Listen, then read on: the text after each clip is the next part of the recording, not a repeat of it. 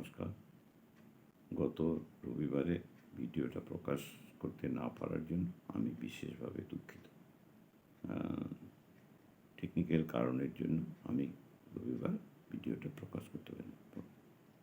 তারপরে এই ইয়ার এন্ডিংয়ের কাজের জন্য একটা বিরাট চাপ গিয়েছে, এর জন্য সময় পাইনি। তো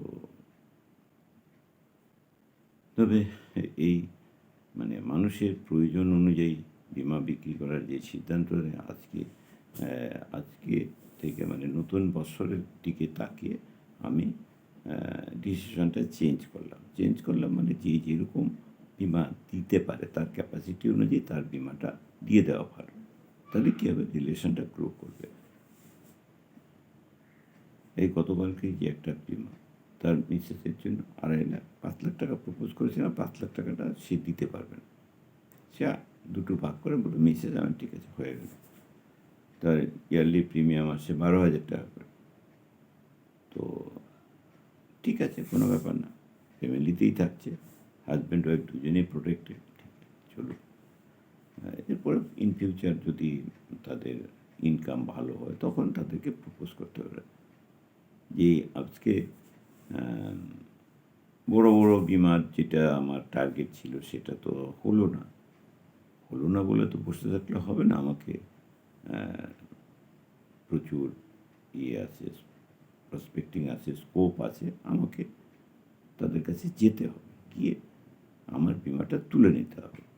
এটাই হলো। যেখানে বড় বিমা আমি ধর একটা দুটো করলেই আমার কাজ হতো, আমার টার্গেট ফুলফিল হতো, কিন্তু মানুষের পারপাস সলভ হবে না। এই বছরে এই নতুন 24-25-এর ডিসিশন, যেটা পার ডে 10 জন লোককে বলা আমার কাজ। নেওয়া না নেওয়া তাদের ব্যক্তিগত ব্যাপার, তারা নেবে কি নেবে না তাদের ব্যাপার। তবে বিমা বিক্রি করার থেকে লোকের প্রবলেম সলভ করাটাই হলো আমার বড় কাজ। আমার যার যত প্রবলেম আছে আমাকে দাও, আমি প্রবলেমটা সলভ করে দেবো। বিমা নেওয়া না নেওয়া আপনার ব্যক্তিগত ব্যাপার। সেটা আপনি নিলে আপনার ফ্যামিলি ভালো থাকবে, না নিলে আপনি আপনার অনুযায়ী কিছু পয়সা আপনার বেঁচে যাবে, ঠিক আছে, নো প্রবলেম। তো আজকে যেরকম এইভাবে চলবে। এই আগামীকালকে এই প্রতিবেদনটা প্রকাশ হবে,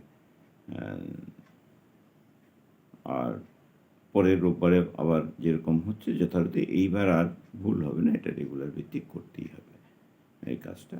এইবার আমি আজকে যেরকম একজনের সঙ্গে দেখা করলাম, সে ভালো, তার অনেক পরিচিতি আছে, কিন্তু তার সঙ্গে কোনো দিনই আমি ডাইরেক্ট কাজ করিনি।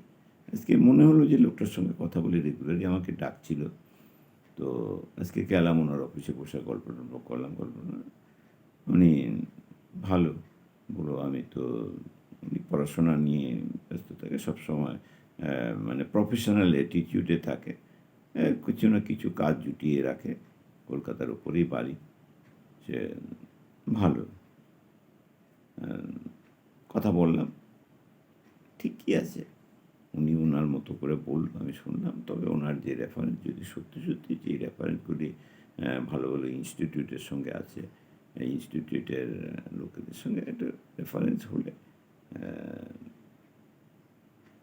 মানুষের রিলেশনটা তো দরকার আছে, রিলেশন গ্রোটা ভালো হবে। কারণ আমি নতুন অপরিচিতভাবে যেগুলিকে আমি যাদেরকে জানি তাদের তো আমার সঙ্গে তাদের সেই ইন্টারেস্টটা থাকবে না, কিন্তু কারো রেফারেন্সে যদি যাই তাদের ইন্টারেস্টটা বেটার গ্রো করবে। রিলেশন বিল্ডিংটাই হলো এই বিজনেসের মূল মন্ত্র।